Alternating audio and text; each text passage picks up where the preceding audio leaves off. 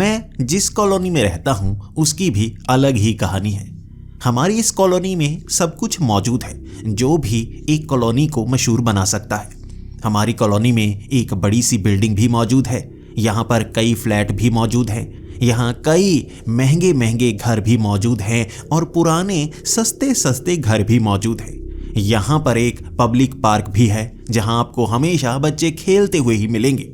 और मैं अब 18 साल का हो चुका हूँ और बच्चों के साथ खेलने में अब थोड़ी सी शर्म आती है।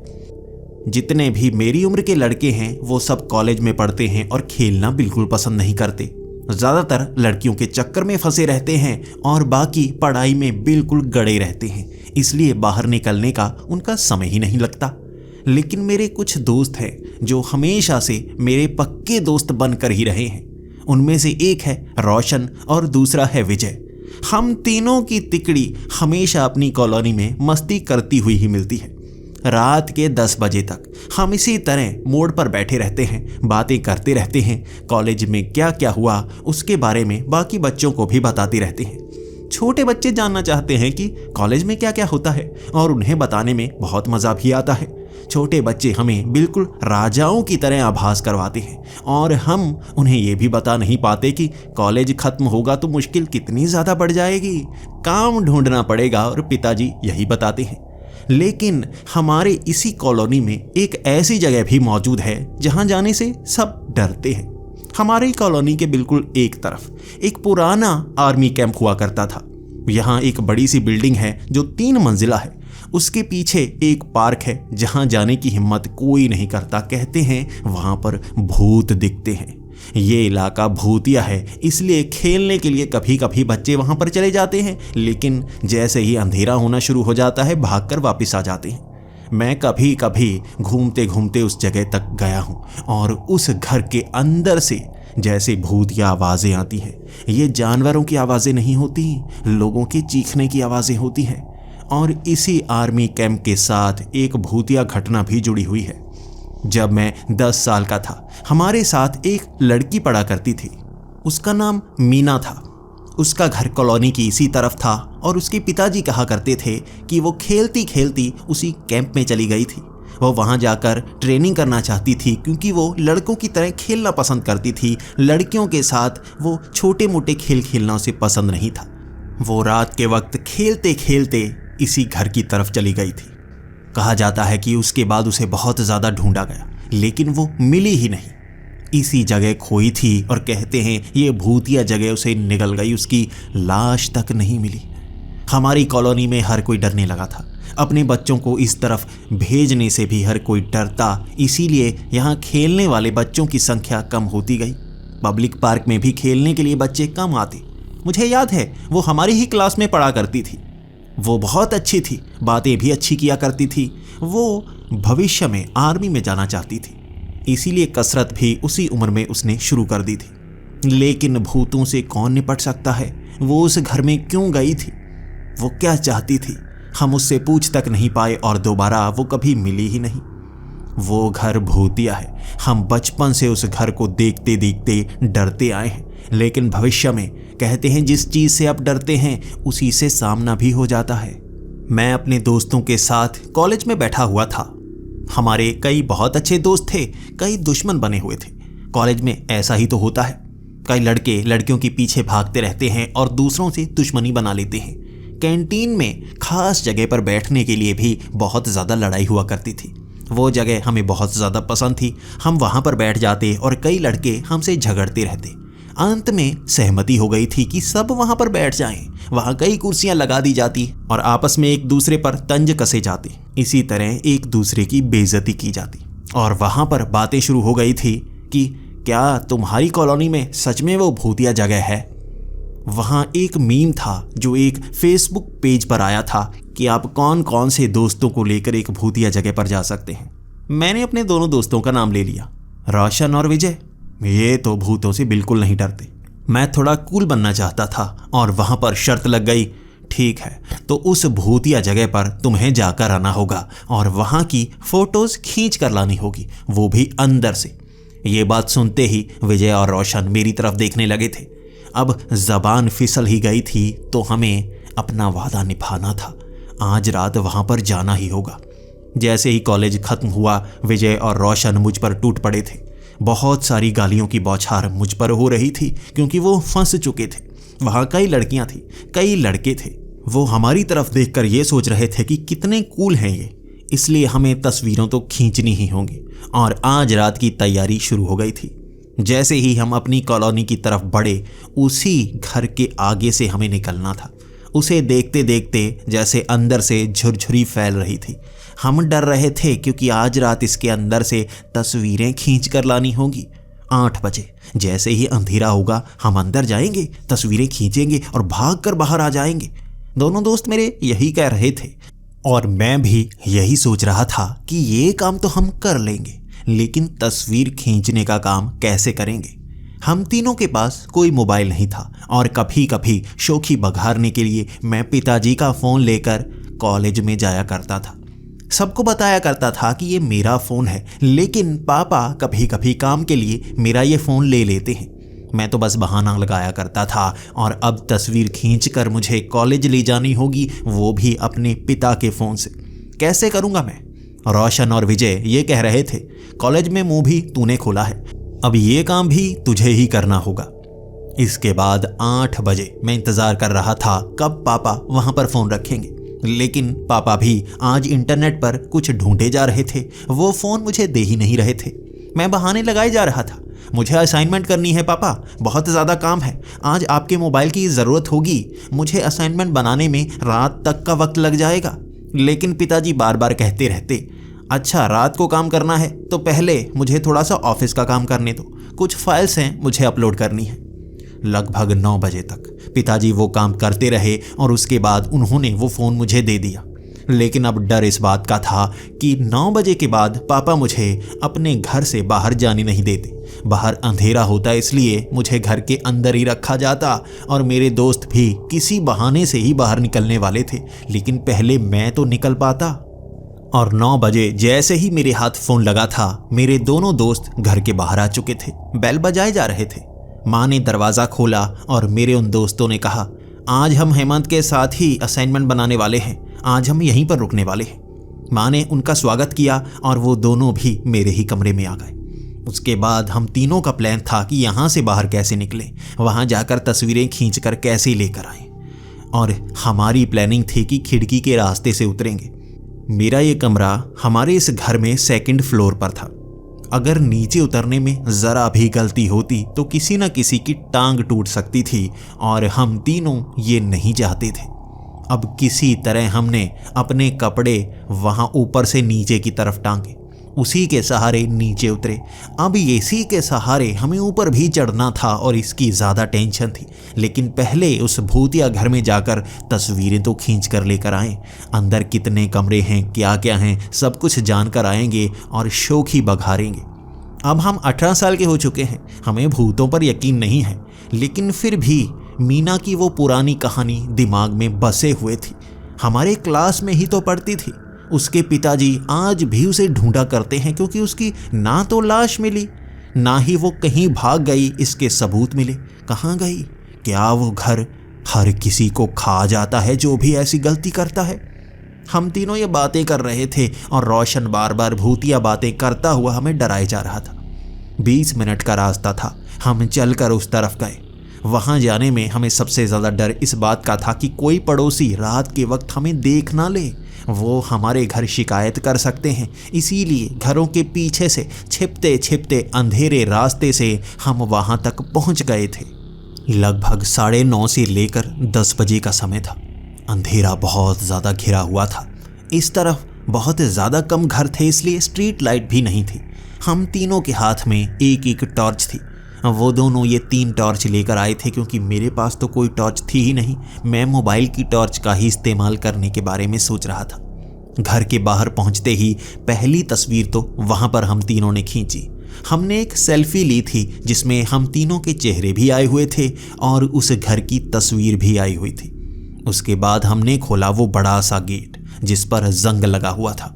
जैसे ही हमने उस गेट को खोला, वहां एक तेज आवाज गूंज गई। ये पुराना गेट था, इस पर तेल भी नहीं दिया गया था क्योंकि इसे खोलने की हिम्मत तक कोई नहीं करता था। 10 साल पहले इस गेट को खोला गया था मीना की तलाश के लिए।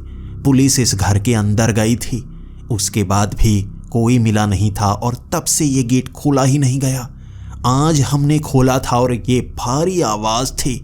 जंग लगे गेट को खोलने की ये आवाज़ हर तरफ गूंज गई और उसी के सहारे हम अंदर जा घुसे। ये 3 मंजिला इमारत थी। हमें अंदर जाकर पता चलेगा अंदर क्या देखने को मिलेगा, लेकिन बाहर वाला दरवाज़ा लकड़ी का था जो अब तक गल चुका था। यहाँ बारिश के पानी के कारण लकड़ी फूल गई होगी, यहाँ घुन लगा हुआ था और वो दरवाज़ा बहुत ज़्यादा टूटा फूटा था। तभी रोशन की आवाज़ आई, अच्छा हुआ ये दरवाज़ा टूटा हुआ है, अगर हमें भूत दिखा तो भागने में परेशानी नहीं होगी, सीधा इस टूटे हुए दरवाजे पर लात मारेंगे, बाहर की तरफ गिरेगा और बाहर निकल आएंगे, डरने की ज़रूरत नहीं है। ऊपर भी खिड़कियों पर कोई जंगला नहीं था, किसी भी खिड़की से बाहर आया जा सकता था। वहाँ कई सीढ़ियाँ भी बनी हुई थी, यहाँ से भागने में कोई परेशानी नहीं होगी। इसीलिए हम वहाँ धीरे धीरे कदम बढ़ाते हुए अंदर पहुँच गए। जैसे ही हम अंदर पहुंचे वो टॉर्च की रोशनी चारों तरफ हम मारे जा रहे थे। वो टॉर्च भी ज़्यादा वाइड रोशनी करती थी, जिस कारण हर कमरे में रोशनी होती जा रही थी। एक और सेल्फी हमने यहाँ पर ली और उसके बाद एक छोटी सी वीडियो भी बनाई, ये कहते हुए कि हम यहाँ अंदर आ चुके हैं। हम देखो उसी भूतिया आर्मी कैंप के अंदर हैं। अब एक एक करके हम हर कमरे में जाएंगे, क्योंकि हमें भूतों से डर नहीं लगता, भूत तो हमारी जेब में रहते हैं। ये डायलॉग बोलते बोलते मेरी टांगें कांप रही थी, लेकिन वीडियो में तो ऊपर का चेहरा ही आना था, टांगें आई ही नहीं। अब हम धीरे धीरे आगे बढ़ने लगे। सामने सीढ़ियाँ थी, उसके पीछे एक गलियारा था। ऐसा लग रहा था हम किसी हॉस्पिटल में पहुँच गए हों। हॉस्पिटल में ऐसे कमरे होते हैं जिसके ऊपर नंबर बने होते हैं। यकीनन ये एक आर्मी कैंप रहा होगा और आर्मी के लोग यहाँ पर रहते होंगे। पीछे जो पिच जैसा बना हुआ है, गार्डन जैसा जिसमें बहुत सारी झाड़ियाँ हैं, वहाँ पर शायद ट्रेनिंग दी जाती होगी। 40 से 50 साल पहले ये आर्मी कैंप हुआ करता था, जिसके बाद इसे बंद कर दिया गया और दोबारा कभी इस्तेमाल ही नहीं किया गया। हमें यहाँ पर डर भी लग रहा था और उत्सुकता भी हो रही थी। हम जिंदगी का सबसे रोमांचक काम कर रहे थे। सबसे पहले आया आगे वाला वो बड़ा सा कमरा। उसके अंदर बहुत सारा सामान पड़ा था, बहुत सारा कचरा पड़ा था। ज़रूर यहाँ पर इस कमरे को कचरे के रखने के लिए इस्तेमाल किया जाता होगा। वहाँ कपड़े पड़े थे जो उन जंग खाई सलाखों के ऊपर दिए हुए थे। जैसे ही हमने उस कपड़े को हटाया था, वहाँ तेज़ आवाज़ गूंजी थी। उन लोहे के टुकड़ों को इस तरह से टिकाया गया था कि उन पर जंग ना आए और ऊपर कपड़ा रखा गया था। लेकिन हमने कपड़ा इस तरह से हटाया कि उन छोटी छोटी लोहे की टुकड़ियों में वो फंस गया और सभी वहाँ जा गिरी। हमारे ऊपर भी 2-3 छोटे छोटे लोहे के टुकड़े गिरे थे, जिस कारण छाती पर मेरे छोटी चोट लग गई थी। खरोंचों के निशान हमारे कपड़ों पर बन गए थे और अब डर इस बात का था कि घर जाएंगे तो डांट तो पड़ेगी ही कि नए कपड़े हमने खराब कैसे कर लिए। अब एकदम शांति सी छा गई थी, कहीं कोई आवाज़ नहीं। हम तीनों बिल्कुल चुप, क्योंकि इस आवाज़ ने हमें भी चौंका कर रख दिया था। इसके बाद किसी कमरे से एक आवाज़ आई, चूं, जैसे किसी ने कोई दरवाज़ा खोला हो। लेकिन हम तो यहाँ हैं, अपने आप हवा के कारण क्या दरवाज़ा यहाँ खुल सकता है? हम उस दरवाजे की तरफ जाना चाहते थे। ये आवाज़ किस तरफ से आई? जैसे ही उस बड़े कमरे से हम बाहर निकले थे, वो आवाज़ का पीछा करना चाहते थे, वो आवाज़ दोबारा आई ही नहीं। रोशन पूछने लगा था, यार आवाज़ तो आई थी, वैसे सब खिड़कियां टूटी हुई हैं, हो सकता है बाहर हवा चली हो, उस कारण वो दरवाज़ा खुला हो। ये डायलॉग उसका पूरा तक नहीं हुआ था, तभी फिर से वैसी ही आवाज़ दरवाज़ा खुलने की। ये इस गलियारे के सबसे पीछे वाले कमरे का दरवाज़ा था, जो बार बार खुल रहा था, बार बार बंद हो रहा था। बार बार ऐसा होता जा रहा था और हम घबराते जा रहे थे। मैंने तो कह दिया था, चलो बाहर चलते हैं, ये भूत ही कर रहा होगा। लेकिन रोशन कहने लगा था, अब यहाँ तक आए हैं, कुछ तस्वीरें खींचे हैं, बेइज्जती नहीं करवाएंगे। थोड़ी सी तस्वीरें तो और हैं, वो भी खींच कर चलते हैं, एक छोटी सी वीडियो बना लेंगे, बस उसके बाद बाहर की तरफ भाग लेंगे।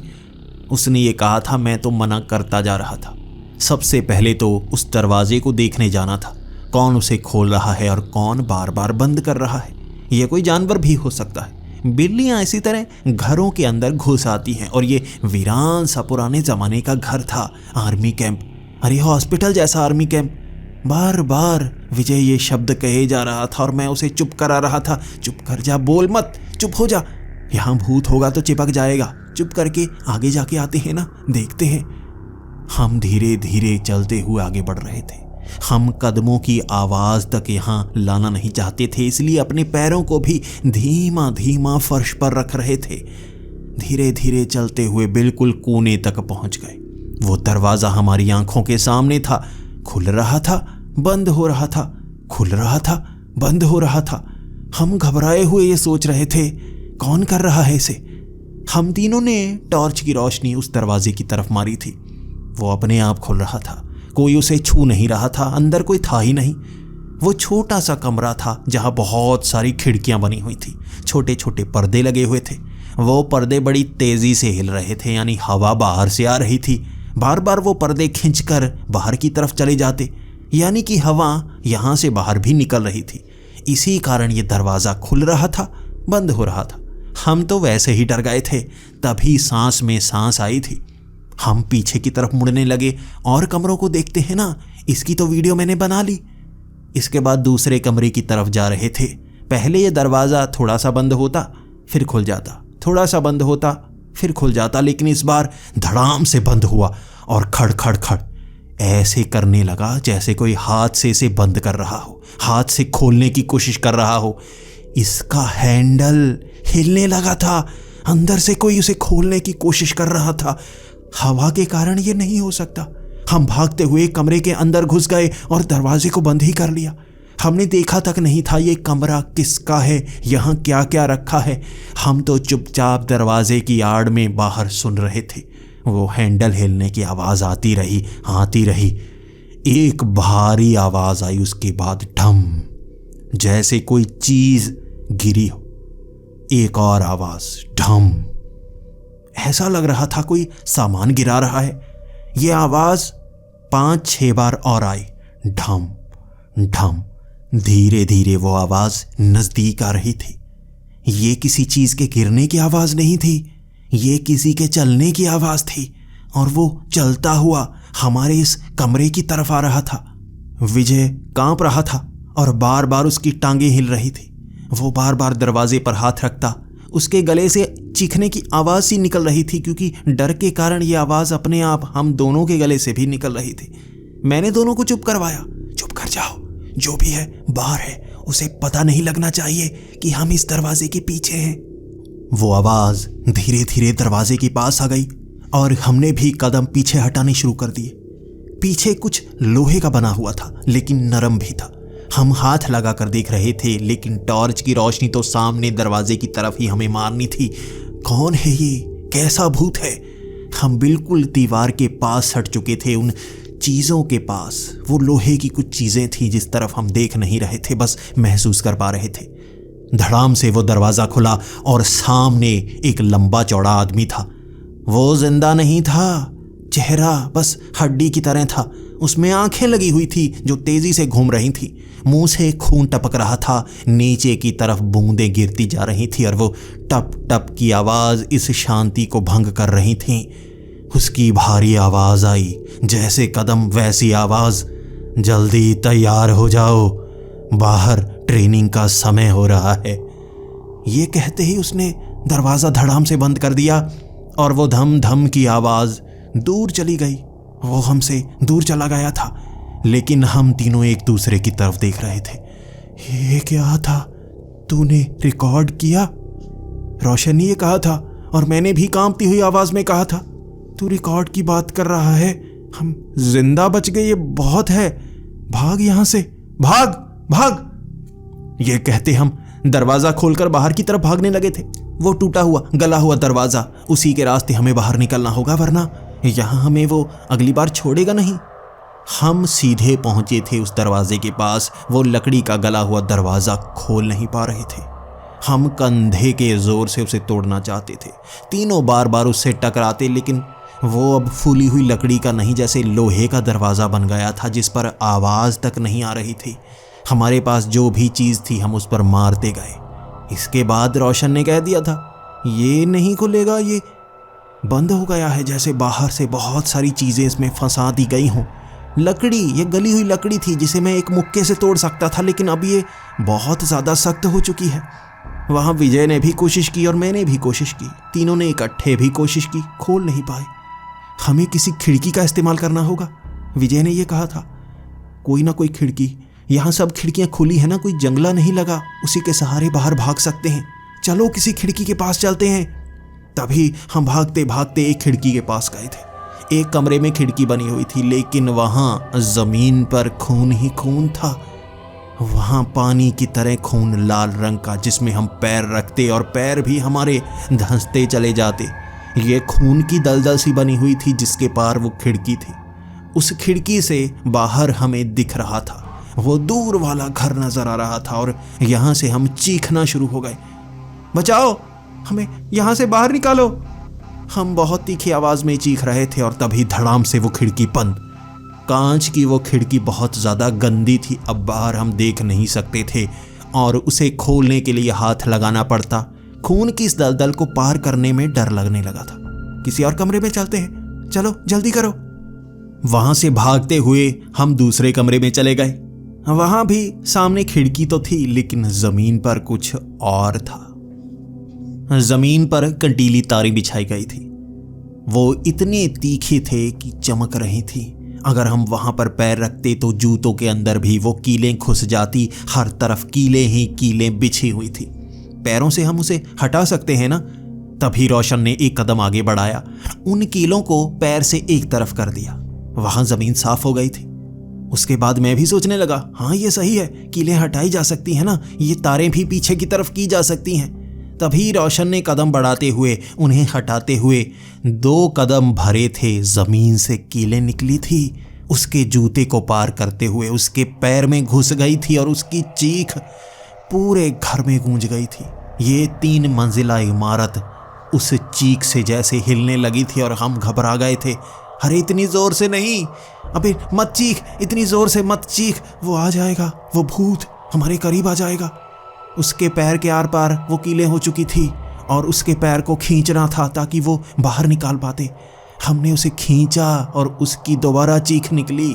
उसके पैर से खून बहने लगा था और वो लंगड़ाता लंगड़ाता पीछे आया था, ज़मीन पर ही बैठ गया था।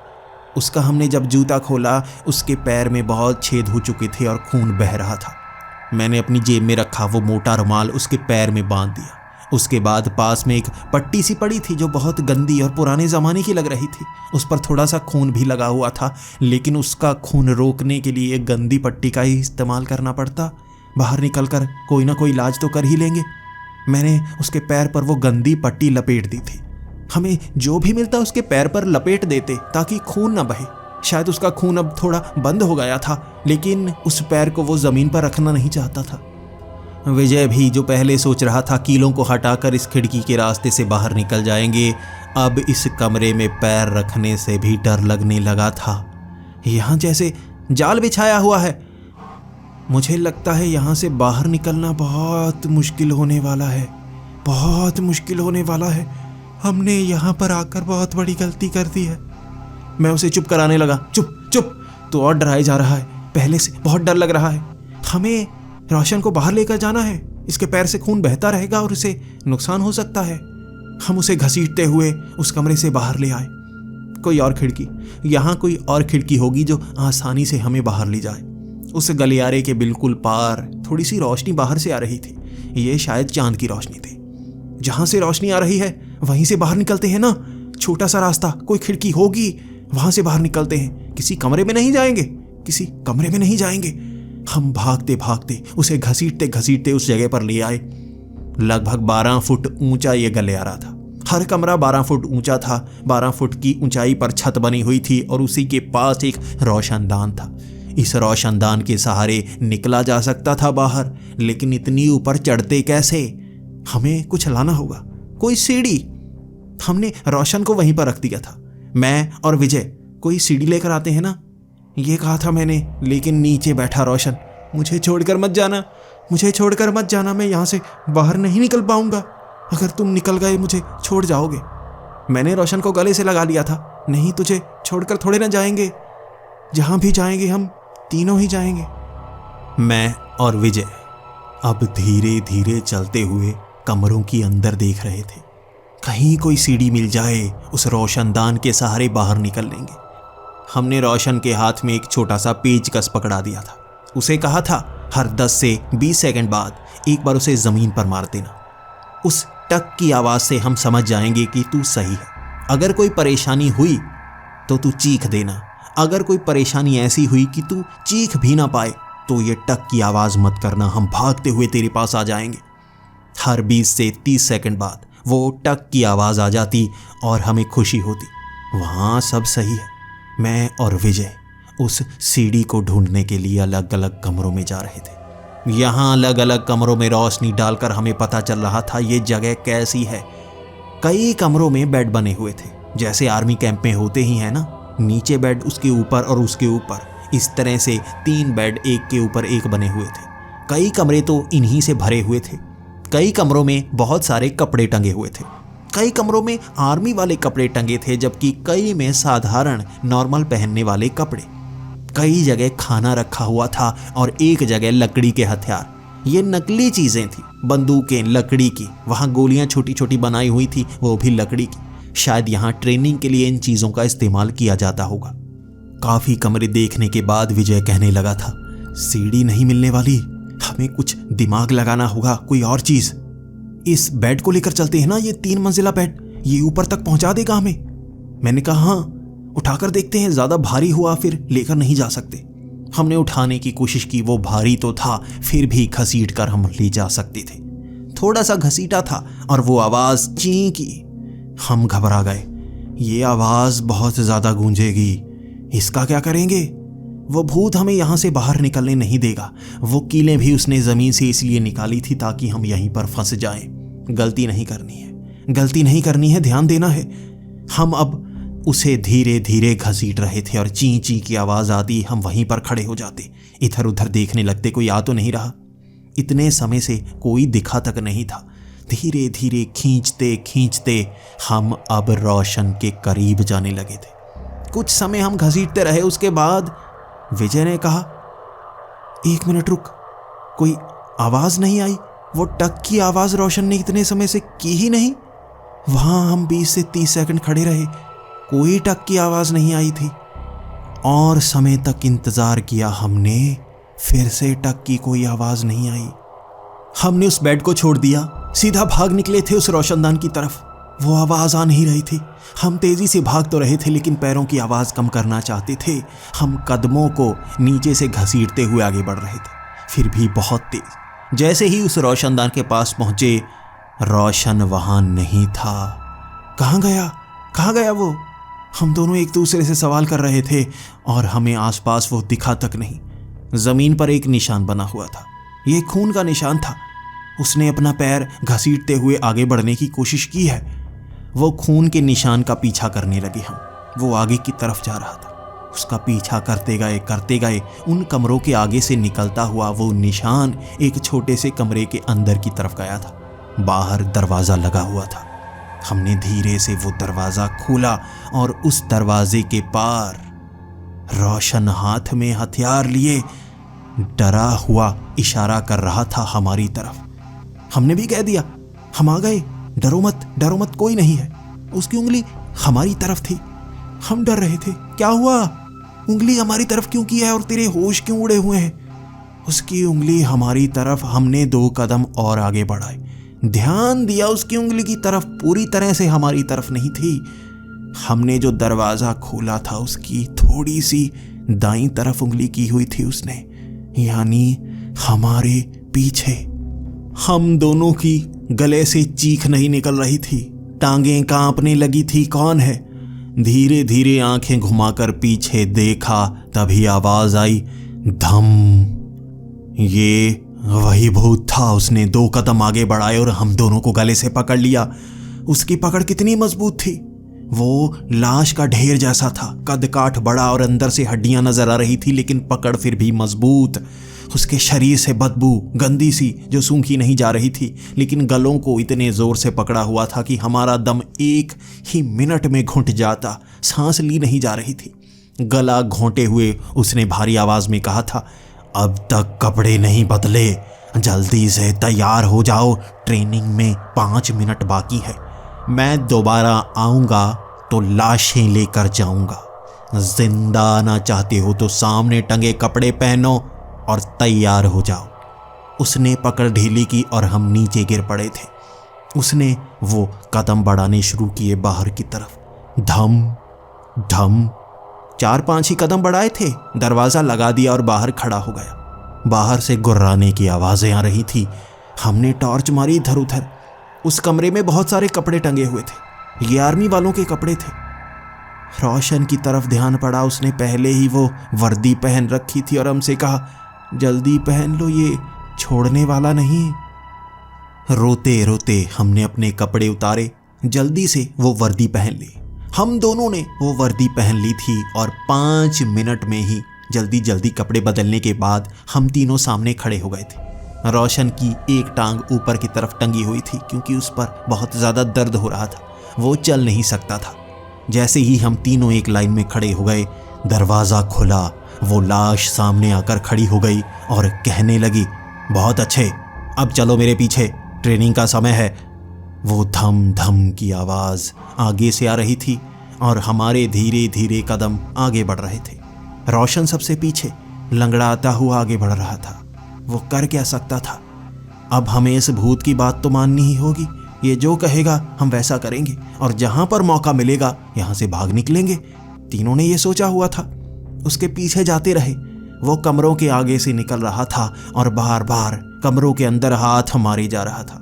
उन कमरों से भी अब आवाज़ें आने लगी थी, जैसे बेड हिलने की आवाज़ें, कपड़ों के हिलने की आवाज़ें, बर्तनों के गिरने की आवाज़ें। ये आवाज़ें हर तरफ फैली हुई थी। ऐसा लग रहा था यहाँ बहुत सारे लोगों की भीड़ है। शायद ये हमारी तरह ही यहाँ पर फंसे होंगे। आज सबके बचने का मौका लगता है। जैसे जैसे उसके पीछे जाते गए, वो बाहर बनी उस पार्क की तरफ हमें ले जा रहा था जहाँ बहुत सारी झाड़ियाँ होनी चाहिए। उसने वो दरवाज़ा खोला था, झाड़ियाँ गायब। 4 दीवारी में बनी हुई वो आर्मी कैंप की ट्रेनिंग की जगह थी जो बिल्कुल साफ की जा चुकी थी। इतने कम समय में इतनी सफाई कैसे कर दी? पीछे से भागने की आवाज़ आने लगी और ये लोग थे जो ट्रेनिंग के लिए आए हुए थे। लाशें, वो हमारी तरह वर्दी पहने लाशें थी। मुर्दे, कुछ कटे फटे से, कुछ गंदे से, कुछ बड़े आकार के भद्दे। उन्हें देखकर टांगें कांपती जा रही थी और हमसे छूते हुए वो बाहर की तरफ भागे थे, चीखते हुए जैसे उन्हें दर्द हो रहा हो। कुछ लंगड़ाते हुए रोशन की तरह आगे बढ़ रहे थे। कुछ की टांगें ही नहीं थी, कुछ की बाजू नहीं थी। भागते हुए बाहर तक पहुंच गए, एक लाइन में खड़े हो गए थे। वहां जैसे ही आवाज़ लगी, सभी लाइन बनाओ, हम भी भागते हुए लाइन में लग गए। उन मुर्दों के सबसे पीछे लगे हुए थे, जैसा हम हमेशा स्कूल में करते हैं। हमें पता है, हमेशा पिटाई होती है तो आगे वालों की होती है। सबसे पीछे लग जाओ तो बच जाएंगे। आर्मी में भी तो ऐसा ही होता होगा ना। अब सामने खड़े आदमी ने अजीब अजीब भाषा में हर किसी को कोई ना कोई काम दे दिया था। वो जब भी एक लाइन बोलता, 5-6 लोग वहाँ से निकलते और वो काम करने लगते। कुछ रस्सी पर चढ़ने लगते, कुछ पेड़ों पर चढ़ने लगते, कुछ ज़मीन पर घिसटने लगते।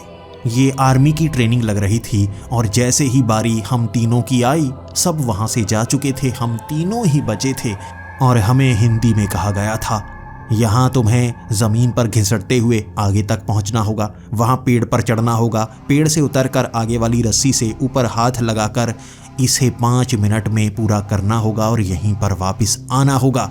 जल्दी से भागना शुरू हो जाओ। हम दोनों तो भाग सकते थे, रोशन नहीं भाग सकता था। जैसे ही वो कटीली तारें आईं, हम ज़मीन पर घिसट पड़े। उसके नीचे से निकल रहे थे, लेकिन हमने सोचा नहीं था यहाँ ये देखने को मिलेगा। ज़मीन पर कीलें रखी हुई थी। हमारी छाती, हमारा शरीर, हमारी टांगें कीलों के कारण जख्मी हुए जा रही थी और हम चीख रहे थे। हम तीनों।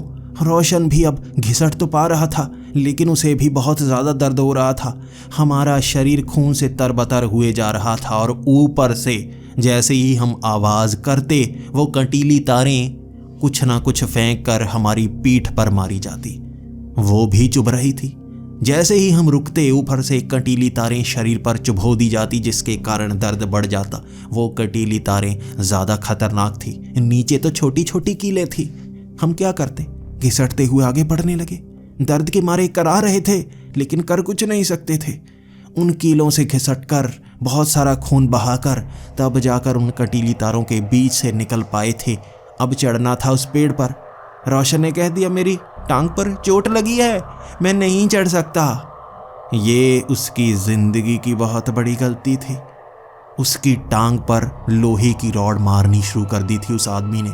वहाँ उसके साथ भी 3-4 आदमी और थे जिसने वैसे ही कटी फटी वर्दियाँ पहन रखी थी।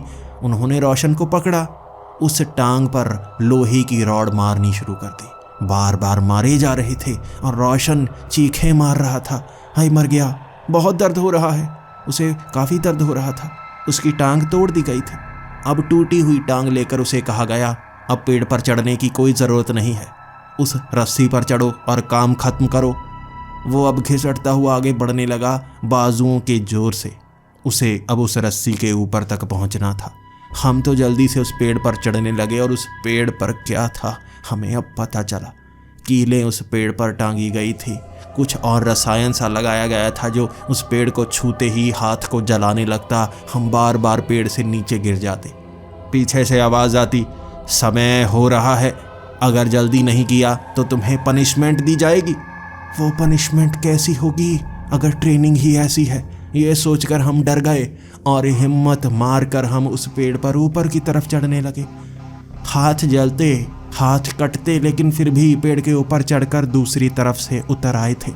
आगे रोशन उस रस्सी के पास खड़ा हमारा इंतजार कर रहा था। उस रस्सी पर क्या दर्द होगा हमें नहीं पता था। हम तीनों के शरीर छलनी हो चुके थे, खून बह रहा था, दर्द हो रहा था, लेकिन अब इस दर्द से भी ज़्यादा डर मौत का लग रहा था।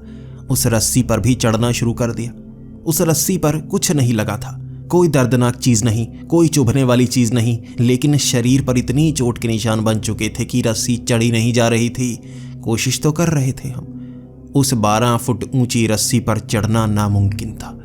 हम कोशिश करते रहे और रोते रहे, हमें ये नहीं करना आता, कैसे करें, हम कर ही नहीं सकते, हमारे शरीर में इतनी जान नहीं।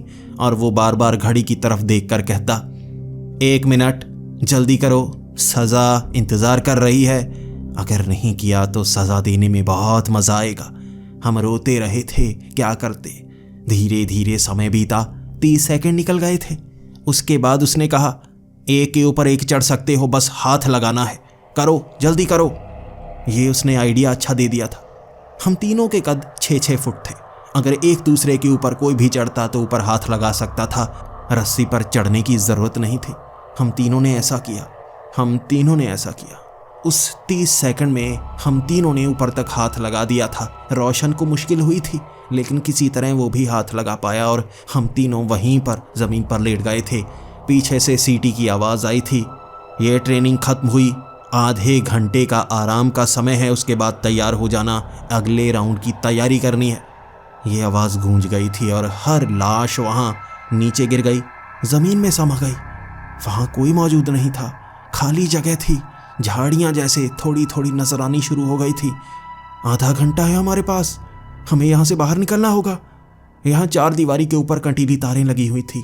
ये 4 दीवारी 10 फुट ऊंची थी, लेकिन हमें जैसे ट्रेनिंग दे दी गई थी, इस दीवार पर चढ़ना होगा, हमें पार निकलना होगा, वरना यहीं पर मारे जाएंगे। रोशन ने कहा था, मैं कैसे कर पाऊंगा, तुम निकल जाओगे, मैं नहीं निकल पाऊंगा, मुझे लगता है मैं यहीं पर मरने वाला हूँ।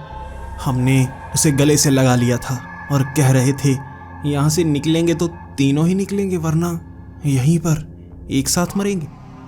हम उसके बाद उस दीवार पर चढ़ने की कोशिश करने लगे। वहाँ झाड़ियाँ थी, कुछ भी भारी सामान नहीं था जिस पर चढ़कर हम दीवार के ऊपर से निकल पाते। आधे घंटे का समय है हमारे पास, कोशिश तो कर सकते हैं ना। हम अंदर की तरफ भागे थे। वो बेड लेकर आएंगे, यहाँ बेड लगाएंगे, उसके सहारे हम ऊपर तक पहुँच सकते हैं। और एक तरफ सीढ़ियाँ बनी है ना, उसके उन सीढ़ियों का इस्तेमाल किया जा सकता है। भागे थे हम अंदर की तरफ।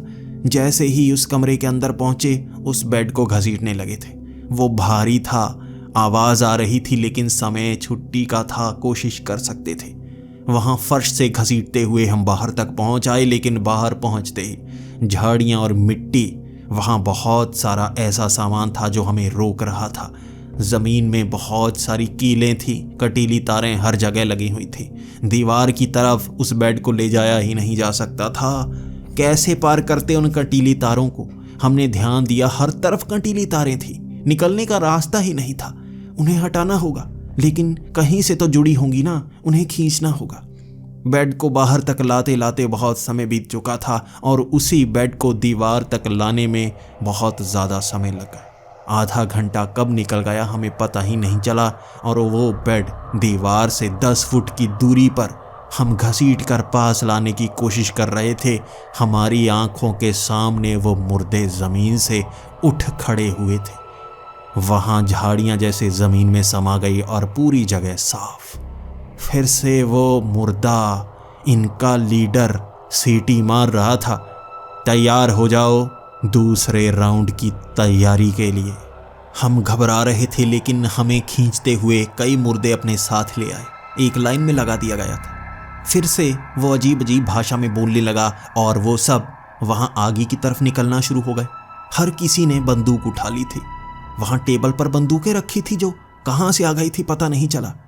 उसके बाद एक आदमी को सामने खड़ा कर दिया जाता और 2 लोग उस पर निशाना लगाने लगते। जैसे ही हमारी बारी आई, उसने हिंदी में बोलना शुरू कर दिया था, यहाँ जो कमज़ोर है वो खड़ा होगा और 2 लोग उसकी रक्षा करेंगे।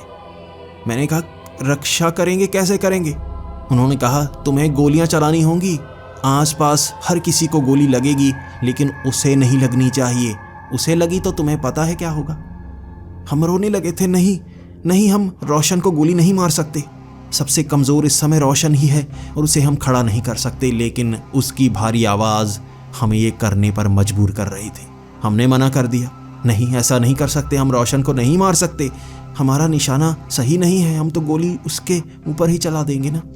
उन मुर्दों ने घसीट कर उसे सामने खड़ा कर दिया था। हमारे हाथों में बंदूकें पकड़ा दी गई थी और हम गोली चला नहीं रहे थे। लेकिन उसके बाद उसके ऊपर पेट्रोल छिड़क दिया गया था। पास में ही लाइटर लिए वो आदमी खड़ा था और कह रहा था, गोली चलानी होगी, एक भी गोली लगी तो बेदर्द इसे मौत मिलेगी। तुमने गोली ना चलाई तो जलते हुए मौत मिलेगी। कैसे मारना चाहते हो इसे? अगर तुम गोली चलाओगे हो सकता है तुम इसे बचा ही पाओ। हमने बंदूकें उठा ली थी, हम क्या कर सकते थे? यहाँ मौत का मंजर था। ये कैसा आर्मी कैंप है जहाँ कैसी ट्रेनिंग दी जाती है? हम अंदर से मर रहे थे, अंदर से हमें मारा जा रहा था।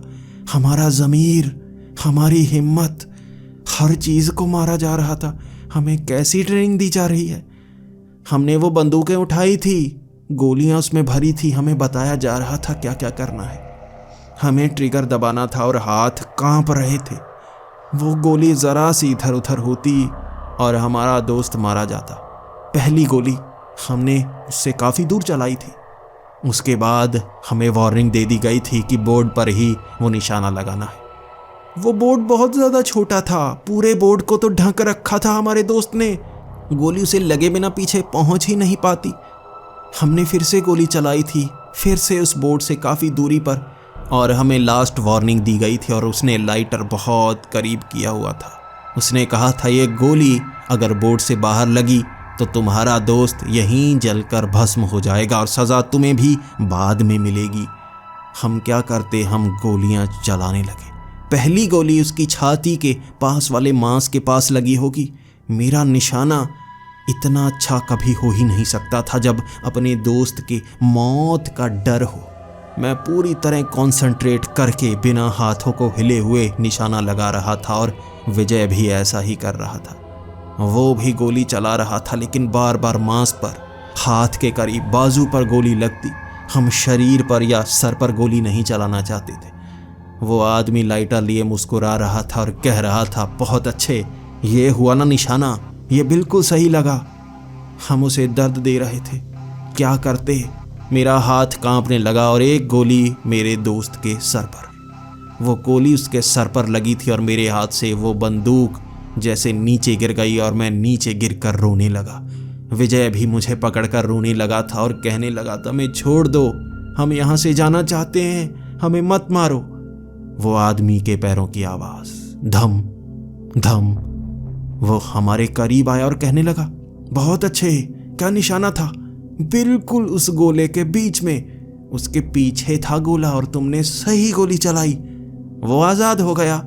यहाँ जो बचता है वही तो आगे पहुंच पाता है और तुम बचे हो। द फिटेस्ट विल सर्वाइव, और वो फिट नहीं था इसलिए गया। हम रो रहे थे, चीख रहे थे और उसने कहा था, यहाँ 2 मिनट का तुम्हें ब्रेक मिलता है, उसके बाद ट्रेनिंग का अगला सेशन शुरू होगा। जैसे ही 2 मिनट उसने कहा, सब मुर्दे ज़मीन में समा गए और हम क्या करते, हम भागे उस बेड की तरफ, खींचने लगे। वो कंटीली तार पैरों में फंसी हुई थी, पैरों से खून निकल रहा था, दर्द हो रहा था, फिर भी हम उस बेड को खींच रहे थे दीवार के पास ले जाने के लिए। 2 मिनट इसी में निकल गए। दीवार के पास उस बेड को लगा तो दिया था, चढ़ नहीं पाए। मुर्दे निकले ज़मीन से खींचते हुए दोबारा ग्राउंड में ले गए। ये अगला सेशन था और उन्हें समझाया जा रहा था, अब ये बहुत मुश्किल लेसन है, तुम सबको मुझसे लड़ना होगा। मैं तुम दोनों से लड़ने को तैयार हूँ क्योंकि तुम यहाँ पर नए लगते हो। बाकी यहाँ और भी कई टीचर हैं, उनकी लड़ाई उनसे होगी। अब सारा गुस्सा उसी पर निकालने का समय था, लेकिन वो तो मुर्दा था, क्या वो मरेगा? हम तो मरेंगे ना। हमारे हाथ में छोटे छोटे चाकू पकड़ा दिए गए थे और उसके हाथ में 2 तलवारें, वो तेज़ धार थीं और हमारे चाकू जंग लगे हुए। हमें एक एक करके उससे लड़ना था और विजय ने कहा, मैं इसे छोड़ूंगा नहीं, पहले मैं जाता हूँ। वो अकेला आगे बढ़ निकला था, एक एक ही लड़ सकता था ना, और उसने कोशिश की और वो तलवारों से उसका सर धड़ से अलग कर दिया गया। मेरी आंखों के सामने मेरे हाथ से वो चाकू निकल गया था। वो मुर्दा आर्मी का फुली ट्रेंड था, ज़्यादा बड़े हथियार थे उसके पास, ज़्यादा आसानी से लड़ पा रहा था और वो टेक्निक जानता था जिससे किसी को भी मारा जा सके। एक वार तक नहीं कर पाया विजय। मेरे हाथ में चाकू दोबारा पकड़ा दिए गए, मुझे आगे की तरफ धक्का दे दिया गया। तुम मारोगे उसे, करो कोशिश। मैं थर थर काँप रहा था और वो तलवारें लिए मेरे करीब आया और मेरी गर्दन की तरफ तलवार घुमाने से पहले ही वो रुक गया। तुमने चाकू ऊपर नहीं किया, ऐसे तो बिना लड़े ही मैं तुम्हें मार सकता हूँ, चाकू पर करो, बचने की कोशिश तो करो। मैंने कहा, मुझे लड़ना ही नहीं आता, मैं आपसे लड़ ही नहीं पाऊंगा, तुम तो मार दोगे मुझे, मैं कुछ भी कर लूँ, मुझे आसान मौत दे दो। वो सामने खड़ा होकर कहने लगा था, सैनिक आसान मौत नहीं मांगते, सैनिक शहीद होते हैं और वो भी लड़ते हुए। इससे हमारी जिंदगी बदल जाती है। मैंने दोनों की जिंदगी बदली है और तुम्हारी भी बदलूंगा। तुम्हें लड़ना होगा, अपने दोस्तों की मौत का बदला तो लो। काट सकते हो तो काटो मुझे, लड़ाई के लिए हथियार नहीं जिगरा चाहिए होता है। तुम्हें अब भी मौत से डर लग रहा है, जब मौत तुम्हें मिलनी ही है, चाहे तुम जो भी मर्जी कर लो। उसके ये शब्द मेरे अंदर जैसे आग की तरह बस गए थे। वो गुस्सा शरीर से बाहर निकल आया था। अब तलवारों से डर नहीं लग रहा था। हाथ में जंग खाया ये छोटा सा चाकू चीर के रख दूंगा। वो तलवारें घुमा रहा था और मैं बचता हुआ उनके नीचे से निकलता हुआ उस चाकू को उसी की गर्दन में घोंप पाया था। हाथ पकड़ लिए थे मैंने, गर्दन को पकड़ लिया था और चाकू से उसकी पूरी गर्दन को ही फाड़ डाला था। उसका सर उसी के धड़ से अलग कर दिया था। मैं चीखें मार रहा था और वो चाकू उसके शरीर में गड़ाए जा रहा था, बार बार गड़ाए जा रहा था। शरीर को भी फाड़ना चाहता था और ऐसा करते करते मैं चीखें मार रहा था, रो रहा था। उसे छोड़कर मैं पीछे गिर गया और कहने लगा, क्या ये अंत हो गया? क्या ये अंत है? वो मुर्दा जिंदा था। उसने अपने हाथ हिलाए, उस सर को अपने धड़ पर रखा और जैसे वो जुड़ गया, खड़ा होकर कहने लगा, बहुत अच्छे, ये हिम्मत होती है सैनिक की, शहीद होने से डरता नहीं, तुमने वो हिम्मत दिखाई। मैं अब क्या करता? मैं बैठा वहाँ सोच रहा था, मौत पक्की है मेरी, ये मुझे जिंदा नहीं छोड़ेगा और मैं इसे मार नहीं सकूंगा। उसने कहा था 2 मिनट का ब्रेक है, उसके बाद अगला सेशन और ये लास्ट सेशन होगा ट्रेनिंग का। इसमें सब कुछ सिखाया जाएगा जो तुम्हारे लिए ज़रूरी है। अब 2 मिनट कहे थे उसने, वहाँ से मुर्दे गायब। सामने वो बेड दीवार के बिल्कुल पास लगा हुआ था। क्या करता मैं? भागना शुरू हो गया। जिंदा बचने के लिए आखिरी कोशिश, ये लास्ट सेशन है, इससे मैं बच नहीं पाऊंगा। हर कोई मरा है और मैं भी मरूंगा। वहाँ लाशें भी कम थी, कटी फटी सी थी। हर किसी को काटा जा रहा था, मारा जा रहा था। मुर्दों को भी जैसे मारा जा रहा था, उनकी संख्या कम हुई पड़ी थी। उस बेड की सीढ़ियों पर जल्दी से चढ़ना शुरू हो गया था। जैसे ही मैं उस बेड के ऊपर पहुंचा, वो दीवार और ऊंची हो गई। क्या करता मैं? मेरा हाथ ऊपर पहुंच ही नहीं रहा था, दीवार अपने आप ऊंची हो गई। वो बेड जैसे ज़मीन में समाता गया और ज़मीन में पूरी तरह समा गया। मैं फिर से ज़मीन पर था और 10 फुट ऊंची वो दीवार जिस पर चढ़ा नहीं जा सकता था। मैं घुटनों के बल ज़मीन पर बैठ गया और इंतज़ार करने लगा अगला सेशन। अब कोशिश करूँगा, मैं ज़िंदा रहूँगा या मरूँगा मैं। सारे मुर्दे वहाँ पर आ गए। अभी वो सामने खड़ा कह रहा था, तुम बहुत कम बचे हो और लास्ट सेशन है ट्रेनिंग का। अजीब अजीब भाषाओं में बोला वो। मुझे पता था कुछ बहुत भयानक करना होगा। हर कोई इधर उधर भागने लगा था और जैसे झाड़ियों में छिप गया था।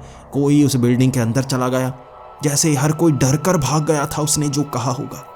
मैं सुनना नहीं चाहता था क्या कहा, जिससे मुर्दे भी डर गए। क्या ये बहुत भयानक शब्द है? मेरे करीब आकर हिंदी में बोला था, आखिरी लेसन भागना। जब तुम किसी के कैंप के अंदर चले जाओ, तुम वहाँ के हेड को मार दो, उसके बाद खुद को भी जिंदा बचाना होता है। तुमने मुझे मार दिया है, अब यहाँ से बाहर भाग सकते हो तो भागो। समय तुम्हारे पास 10 मिनट का है।